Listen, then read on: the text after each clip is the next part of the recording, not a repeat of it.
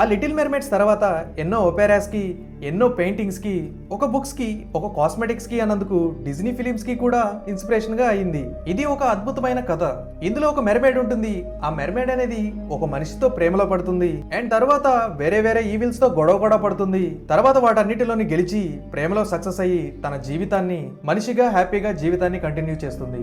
అయితే ఎన్నో సంవత్సరాల నుంచి మెర్మైడ్స్ కి సంబంధించిన బుక్స్ అనేవి కనపడుతున్నప్పటికీ కూడా వాస్తవానికి అసలు ఇవి ఎప్పటి నుంచి మన మధ్య తిరుగుతున్నాయి, అంటే వీటికి సంబంధించిన కథలు అనేవి ఎప్పటి నుంచి తిరుగుతున్నాయని తెలుసుకోవాలంటే చరిత్రలో మరింత లోతుకు వెళ్లాల్సి ఉంటుంది. అసలు ఈ మెర్మైడ్స్ అనేవి ఎప్పటి నుంచి భూమి మీద తిరుగుతున్నాయనే విషయానికి ఎవరికీ క్లారిటీ లేదు. కానీ మెర్మైడ్స్ కి కొన్ని ఫిగర్స్ ఏవైతే ఉంటాయో అవి కొన్ని వేల సంవత్సరాల క్రితమే కనుగొనడం జరిగింది. ఫర్ ఎగ్జాంపుల్, పురాతన కాలం నాటి సీరియస్ గాడెస్ అయిన టార్టిస్ అనే ఒక మిస్టీరియస్ ఫిగర్ అయితే మీకు ఇక్కడ కనిపిస్తుంది.